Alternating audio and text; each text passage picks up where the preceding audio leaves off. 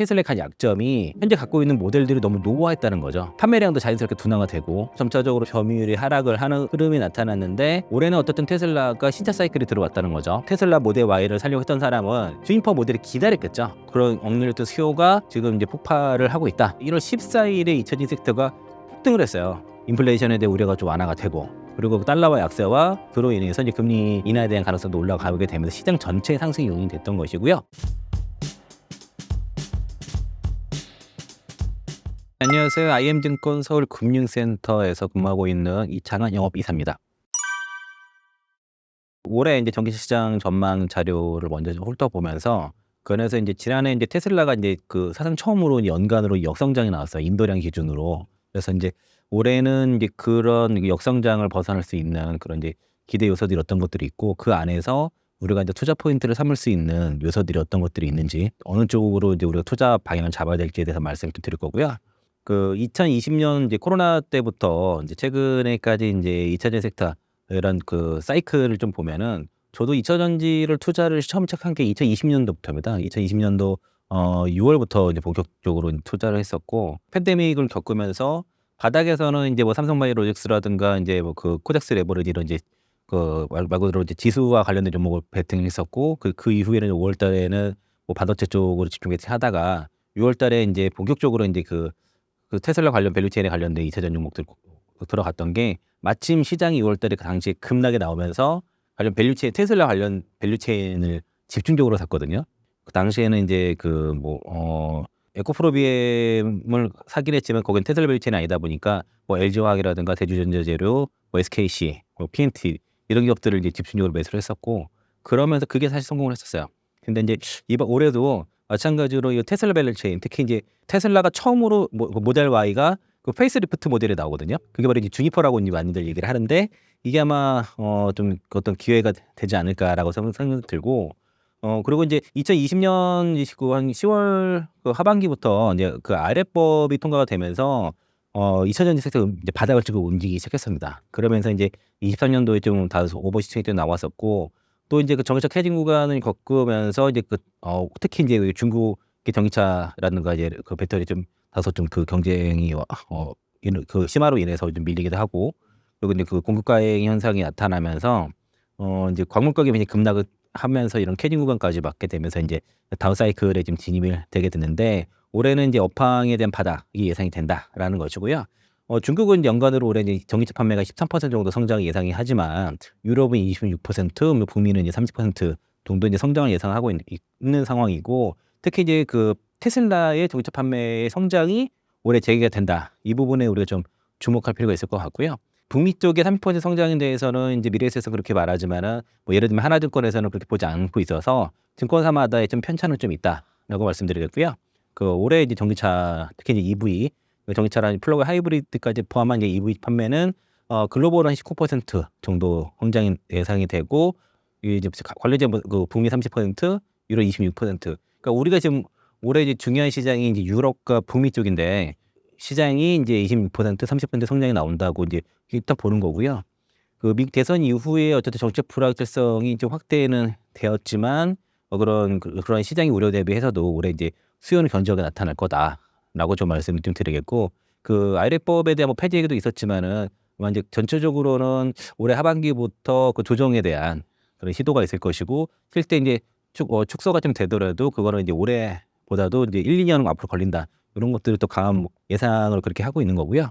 금리가 사실 중요해요. 사실 이제 트럼프 행정부가 이제 1월 20일 날부터 이제 취임을 하고 나서부터 이제 공식적인 뭐 여러 가지 이제 행정명령들을 좀 할 건데, 올해 이제 금리 인하가 4번에 대한 예측에서 연준에서 이제 2번으로 좀 하향 조정이 좀 됐고, 현재 시장에서는 선물 지수상으로는 거의 1번 정도 지금 반영이 된 상태다 보니까, 원래 우리가 투자 포인트를 잡았던 그 북미 시장에서의 전기차의 신차 출시가 되고, 그리고 금리 인하 사이클, 이 두 가지 사이클이 맞물려서의 어떤 폭발적인 성장을 좀 기대를 하고 있는데, 그런 동력이 약화됐어요.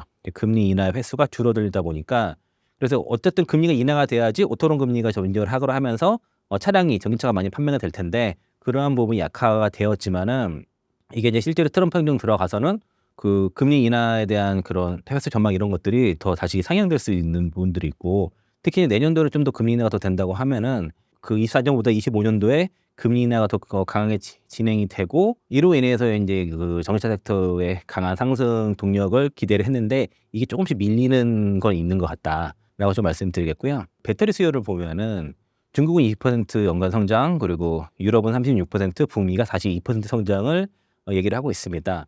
그러니까 이제 하이니켈 쪽의 비중이 높은 쪽이 이제 사실 유럽과 미국 쪽인데 여기에 대한 수요가 좀 회복이 되고, 특히 이제 테슬라 같은 경우에는 올해 기대가 사실 그 4680도 있지만은 당장의 실적에 더 영향을 주는 거는 이 4680보다는 그 주니퍼 모델에 들어가는 뉴 1170입니다.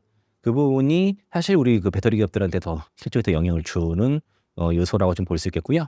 그러니까 지금 전기차 판매 성장보다 EV 그 배터리의 수요가 더 올라가는 거는 전기차만 들어가는 또 아니기 때문에요. ESS도 들어가고 다른 이제 그 뭐 UAM이라든가 로봇이라든가 등등 다른 쪽에서 더 들어가는 거고요. 또 하나가 이제 점점점 특히 이제 북미 시장을 중심으로 그 대당 탑재 용량이 늘어난다는 거죠. 그래서 요 그래프를 보시면 2021년보다도 그 글로벌 평균 대당 배터리 용량이 계속 올라간다. 그렇기 때문에 배터리 수요는 그 전기차 판매보다도 더 많이 증가한다라고 좀 볼 수 있겠습니다. 지난해까지는 테슬라의 모델들이 테슬라의 간 약점이 현재 갖고 있는 모델들이 너무 노후화했다는 거죠. 그러면서 이전에는 2020년, 2021년 뭐 때만 해도 테슬라의 모델 그 보다도 뛰어난 전기차가, 특히 모델 Y보다 뛰어난 전기차가 별로 없었기 때문에 모델 Y의 판매가 급증을 한 반면에 이제 그만한 차들이 나오고 있다는 거죠. 특히 이제 현대차들이 많이 따라잡고 있고 모델이 노후하다 보니까 판매량도 자연스럽게 둔화가 되고, 그 판매가 안 되니까 그것도 할인도 하고, 그러면서 점차적으로 이제 점유율이 하락을 하는 흐름이 나타났는데, 올해는 어떻든 테슬라가 신차 사이클이 들어왔다는 거죠. 가장 중요한 거는 그 모델 Y 주니퍼 올해 이제 지금 1월 10일에 디클로벌 공개를 했고, 그리고 이제 사이버 트럭 같은 경우도 요게 이제 올해부터 본격적으로 나오긴 할 텐데 요거는 좀 지켜봐야 될 것 같습니다. 그리고 이제 모델 2라든가 그 저가의 모델, 그리고 로보택시는 내년도로 예상하고 있어서 이런 그 신차 출시 사이클이 올해부터 테슬라가 이제 시작이 된다라는 게 좀 중요하고요.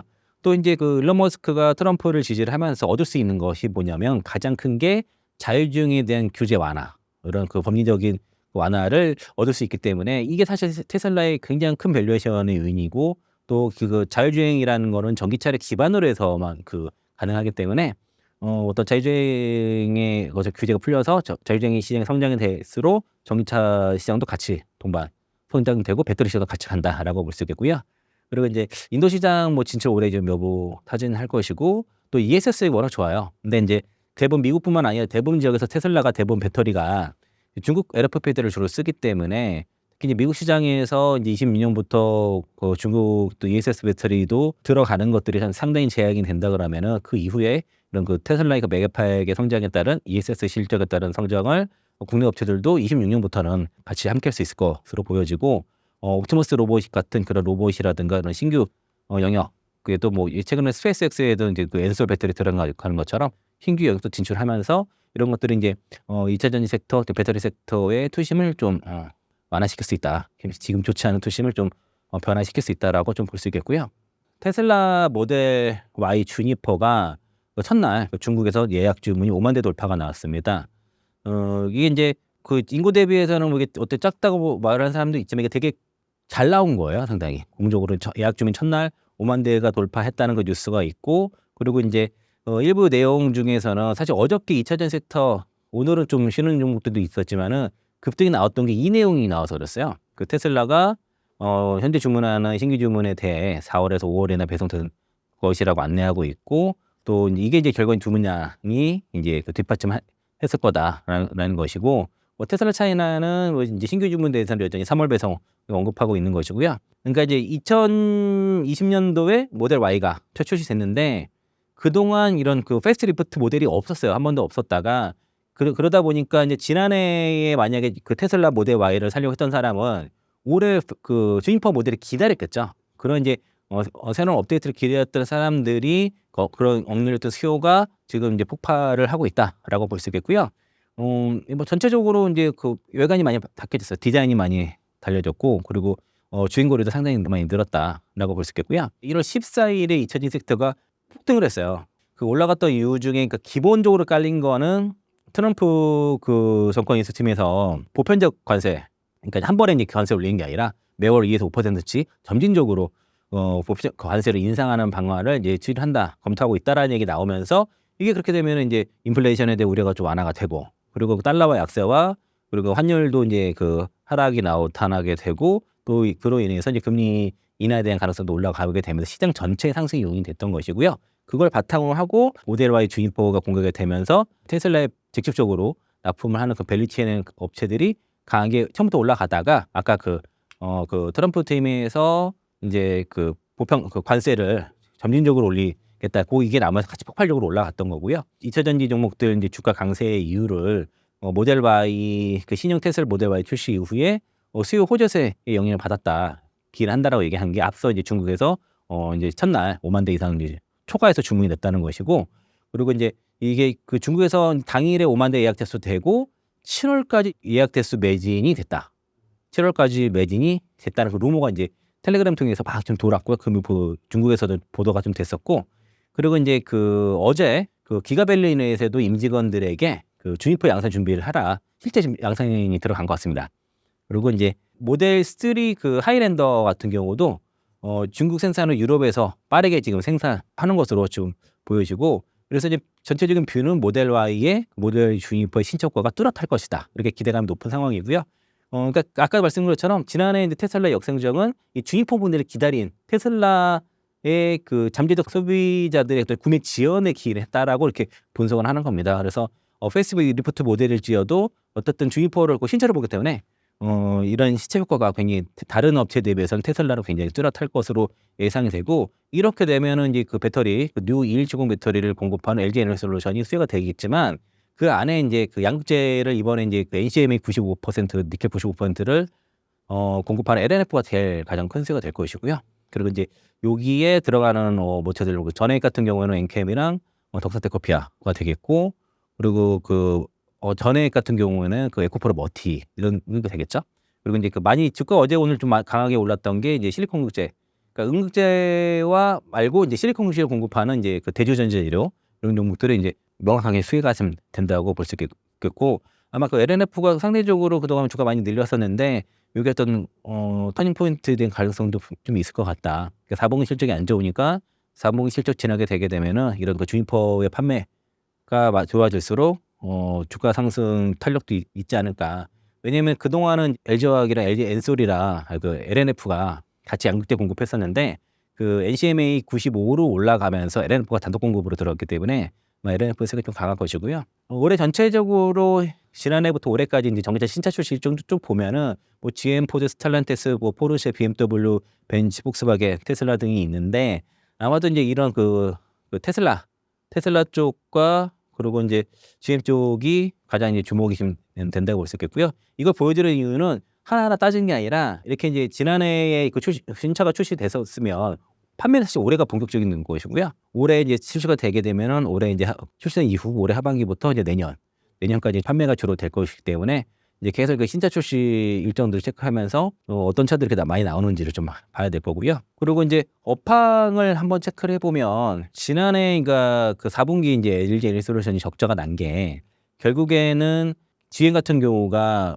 판매 목표를 한 게 이제 연간 20에서 25만 대였는데, 지난해 11만 4,422대인가를 팔았어요, 전기차를. 그러니까 이제 목표치를 채우지 못하다 보니까 연말 재고 조정이 있었던 거로 보여지고, 그로 인해서 이제 실적이 좀 부진한 걸로 보여집니다. 그래서 이제 지난해 그 재고 조정이 좀 이어지면서 1분기 초반까지 1분기까지 일부 좀 이어지고, 그래서 아마 이제 올해는 상저하고 형태로 해가지고 올해 기준으로는 1분기가 바닥이 있지 않겠냐라고 이제 그렇게 보는 것 같고요.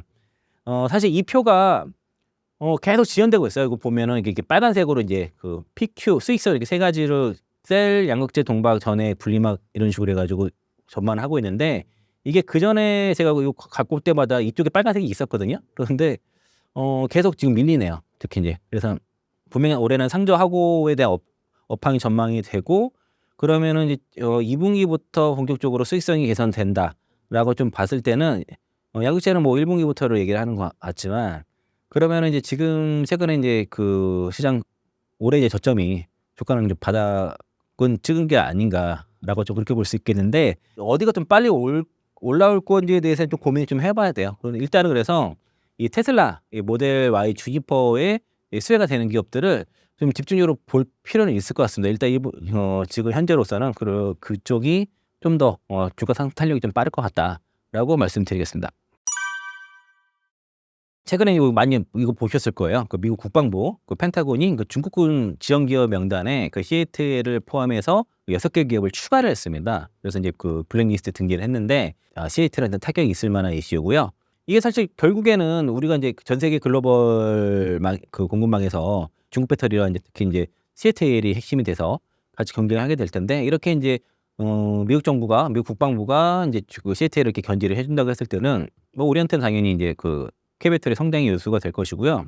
미 국방부에서 군사 관련 기업으로 이제 그 텐센트, CATL 포함해서 창신 메모리 이런 거 포함해 가지고 6개 기업에 대해서 이제 등록을 했다라고 하면서 그때 이제 그 관련 그 지정된 기업들 주가 좀 급락을 했었고 미국 국방부가 CATL과 이제 그 텐센트 등을 중국군을 지원한다고 판단해서 여기에서 이제 그 CMC라고 해 가지고 그 중과 군사 기업 그 명단에 여기 이제 그 6개 기업을 등록을 했습니다. 그래서 여기에 이제 등록된다고 했을 때는 이게 이제 당장에 대한 수출이라든가 제재를 받지는 않지만은 이제 그 올해 그 지난해 그 24년도 회계연도 국방수권법에 의해서 국방부가 2026년 6월 30일부터는 이런 기업들과 거래하는 게 금지가 됐고요.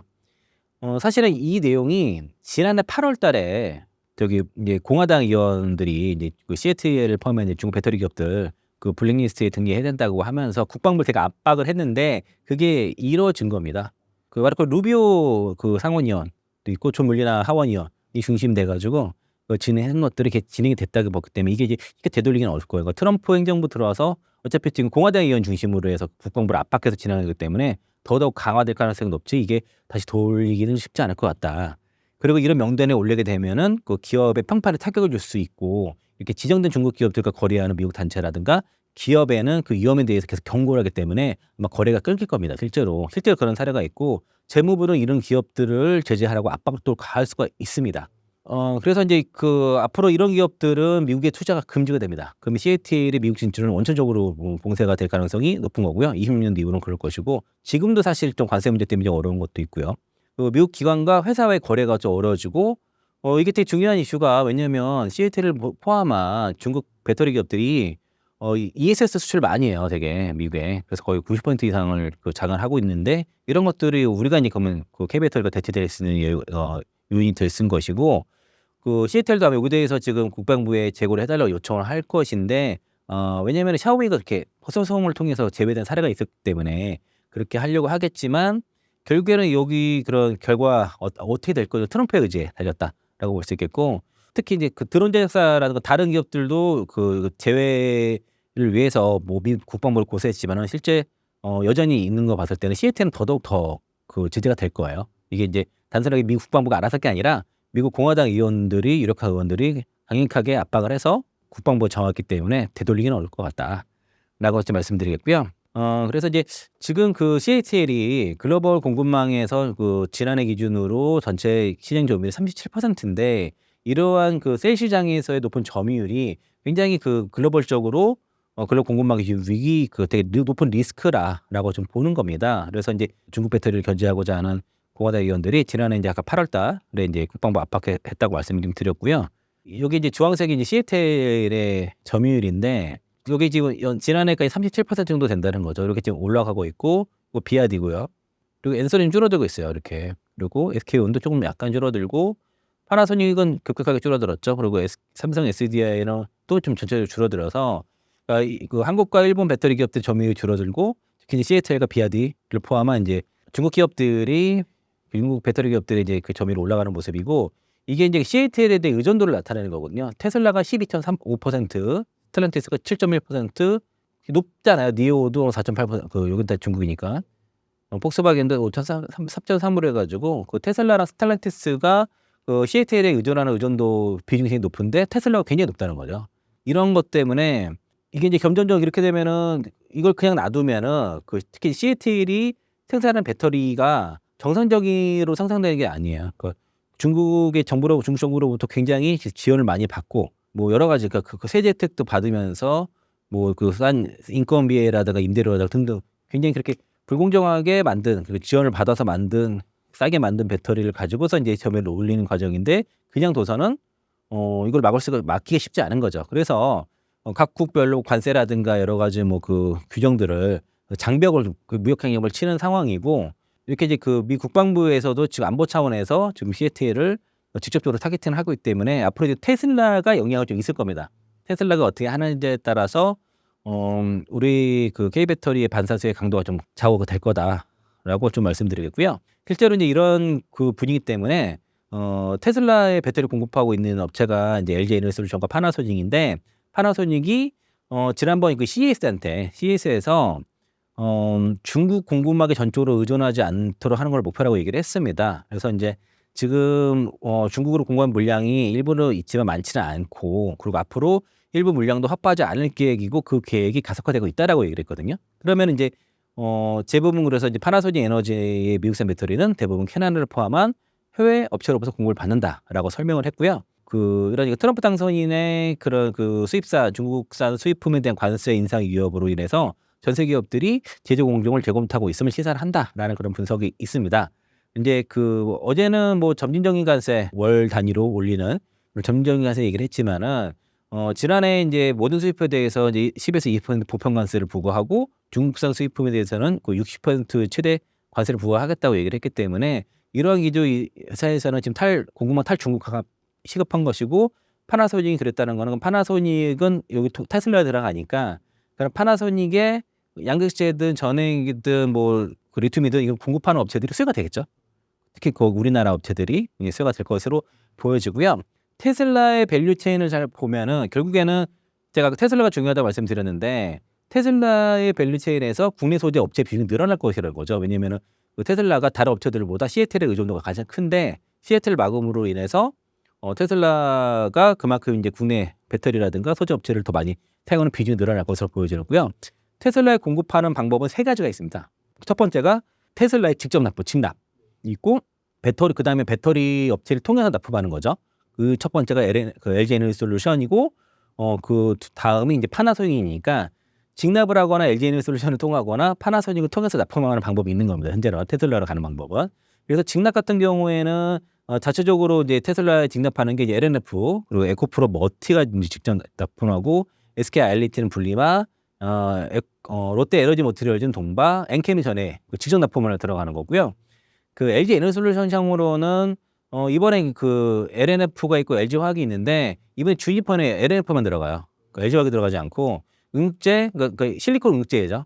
그냥 응극재가 아니라 실리콘 응극재는 대주전자 재료 그리고 이제 분리막은 WCP일 것 같아요. WCP 위주로 좀 들어갈 것 같고 뭐 SK IT도 좀 있겠지만 WCP가 좀 더 많은 것 같고 전액에 엔캠이 들어갑니다. 엔캠이 들어가는데 덕산테크피아가 여기 좀 들어가요. 왜 들어가냐면은 여기 밑에 제가 설명을 드렸는데요. 최근에 1월 8일자가 9일자 뉴스에 덕산일렉트라랑 중국 틴치랑 전액 공급에 대한 계약을 하게 되거든요. 그래서 이제 25년에서 27년까지 이제 그 기본 미니멈 개런티가 10,000톤이고, 그러니까 그 덕산테크피아가 6만 톤에 대해서는 센트럴 글라스를 통해서 파나소닉을 통해서 그 테슬라에 들어가거든요. 그런데 이번에는 이제 그 중국 틴치가 엔솔의 주요 납품이에요. 거의 절반 이상을 이제 그전엔 틴치가 거의 다 그 엔솔 물량을 담당을 했고 지금은 이제 그 엔캠이랑 거의 반반씩으로 들어가는데 그 FOC 규정 이런 것 때문에 지금 점점 그 중국 업체들을 쓰지 못하는 상황이 된단 말이죠. 그 IRA 보조금을 받기 위해서는 중국 업체들이 특히 FOC 규정이 번호하지 않는 소재 업체를 써야 되는데 중국 걸 쓸 수가 없잖아요. 그러다 보니까 점점 이제 중국 거를 배제를 하고 있는 상황인데 틴치 립스링에서는 사실 북미 시장을 놓치기는 아까운 시장이다 보니까 그런 FOC 규정에 적합한 이제 업체를 찾았는데 그게 이제 덕산테크피아의 자회사 덕산일렉트라를 알게 된 거고요. 덕산일렉트라가 현재 북미 시장에는 그 캐파가 현재 6만 톤이지만 그 부지가 20만 톤까지 캐파를 구축할 수가 있고 그리고 그 현재 그 6만 톤 캐파를 지을 때 12만 톤까지 확장할 수 있는 라인을 다 설비를 깔았어요. 그래서 믹싱장 그 장비만 넣으면은 금방 캐파 나머지 6만 톤을 바로 구축을 할 수 있기 때문에 그래서 이제 틴치가 현장 답사해보고 추가 12만 톤까지는 빠르게 구축할 수 있다는 걸 확인하고선 곧바로 계획을 했다. 그래서 향후에 이제 그 북미 시장에서는 그 틴치가 북미 시장에 공급하는 물량은 다 덕산일렉트라를 통해서 앞으로 할 것 같습니다. LG 에너지솔루션에 들어가는 전액은 엔캠이 핵심이 되고 여기에 틴치를 통해서 틴치 이제 미국 법인이 틴치 머티리얼인가 그럴 거예요. 틴치 머티를 통해서 덕산테크노피아가 이제 엔솔에 들어가게 되고 또 파나소닉 같은 경우 양극재는 포스코 퓨처엠이고 여기도 응급제가 대전전자가 들어가요. 실리콘 응급제 그리고 불림한 건 WCP 동방은 SK 넥슬리스가 이제 파나소닉에 들어갑니다. 여기에 전액도 파나소닉도 들어가요. 전액에 그 엔캠이 파나소닉이 이제 납품이 진압이 들어가고 그리고 이제 덕산테크노피아 자회사 덕산일렉트라가 센트럴글라스 그러니까 일본의 전액 1위 업체예요. 그 업체가 이제 FEC 규정에 맞는 전액을 구하기 위해서 덕산한테 이제 6만 톤을 다 독점 공급을 계획을 했고 그게 파나소닉으로 들어가고 파나소닉이 테슬라에 들어가서 그래서 이제 양극재 같은 경우에는 LNF가 직접과 엔솔을 통해서 들어가는 게 두 가지 방식이 있고 그런데 이제 전액 같은 경우에는 엔캠이 세 가지 방식을 다 해당되는 거예요. 그러니까 테슬라 직납, LG 에너지솔루션 향, 파나소닉 향 이렇게 이거 세 가지가 되고 덕산테크노피아는 그 틴치를 통해서 중국 틴치를 통해서 이제 엔솔형에 들어가고 그리고 파나소닉을 통해서 테슬라로 들어가는 거죠. 직납만 안 할 뿐이지 그 배터리 업체 두 군데를 통해서 덕산테크노피아도 들어가기 때문에 결과적으로 그러면 모델 Y 주니퍼가 많이 판매가 될수록 그리고 LLF가 가장 핵심적인 것이고 그다음에 이제 그 엔캠 그 전액 업체들 그리고 이제 덕산테크노피아 그다음에 그 대전제재료 이런 식으로 이제 수혜 강도가 이제 나눠진다라고 볼 수 있겠고요. 여기 뭐 일부 SK 넥슬리스 그 자회사가 그 모기 기업이 SKC라든가 롯데에너지 머티리얼 이것도 일부 수혜는 가능하다 말씀을 좀 드리겠고 아무래도 LLF가 노출 조가 되게 크기 때문에 가장 탑인 건 맞아요. 트럼프 그 행정부 2.0을 출범을 앞두고 나서 그 탈중국의 공급망 압박 강도가 상향된다라는 얘기를 한 겁니다. 그래서 이제 주요 이제 그 최근 언론 보도된 것들은 뭐 주요 수입품 관세를 부과한다던가 또 시애틀 블랙리스트 지정한 것들 그러면서 시애틀부터 공급받는 업체들 있지 않습니까? 테슬라, 뭐 폭스바겐 등등 이런 업체들이 아무래도 그런 시애틀과 거래를 줄이거나 이제 끊는 그런 작업들이 필요한 것이고 또 이제 그 GM이나 포드 같은 경우가 이제 시애틀과 뭐 미국이라든가 멕시코 쪽의 삽작법인이라든가 이렇게 기술 이전 이런 것도 추진하고 있는데 이런 게 앞으로 쉽지 않다는 거죠. 그래서 이제 우리가 요런 과정에서 우리가 좀 완성차 기업들이라든가 배터리 기업들이 요게 맞췄을 그 대체할 수 있는 LFP 배터리라든가 저가형 망간, 해망간 이런 것들을 추진할 수 있는 시간이 좀 벌어졌다고 볼 수 있겠고 그리고 이제 중국에서 또 중국 상무부에서도 배터리 수출에 대한 제한 조치를 하고 있어요. 이게 사실 우리한테 좋은 겁니다. 사실은. 그래서 주로 이제 배터리 기술 이전이라든가 특히 LFP 배터리에 대해서 신형 LFP 배터리에 대해서 이제 해외 수출하는 거 이런 것들을 좀 막는 거기 때문에 결과적으로 그렇게 되면은 사실 이렇게 자꾸 그 탈중국 그 압박 강도에서 앞으로 또 높아질 건데 여기서 우리가 기회가 있을 거라고 보여지고요. 그리고 이제 그 파나소닉 아까 말씀드린 것들 미국 배터리 공급망에서 중국 기업들 다 배제하겠다. 이거 결과적으로는 우리가 들어가는 소재 업체들 있지 않습니까?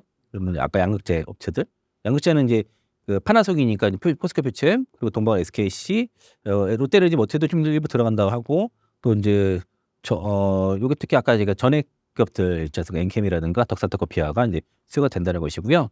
그리고 이제 올해부터 보면은 최근에 2차전 섹터들 반도 좀 나오고는 있는데 굉장히 이제 센티가 안 좋잖아요. 낙폭도 그동안만 빠졌고 이게 트럼프 행정부 들어오는 거에 대한 것들이 또 반영이 됐고 또 4분기 LG 에너지솔루션 적자 날 거라는 얘기가 계속 나왔었어요. 실제로는 적자도 나오고 하는데 그런 것들도 좀 반영이 좀 될 것이고 또 트럼프 대통령이 취임식 1월 20일인데 거기에 대한 우려도 반영이 된 거죠. 그리고 이제 테슬라에 대해도 뭐 실적을 최근에 테슬라 실적 부분도 특히 이제 이런 것보다도 아까 말씀드린 것처럼 이제 테슬라가 올해 어떻게 해주는지 정밀 판매가 어떻게 되는지 이런 것들이 좀 중요할 것이라서 대체로 이제 2차전 섹터가 투신 개선하기 위해서는 이제 결국 번국점은 1월 20일 트럼프 취임식 이유가 되지 않을까 그렇게 그런 가능성을 보고 있고요.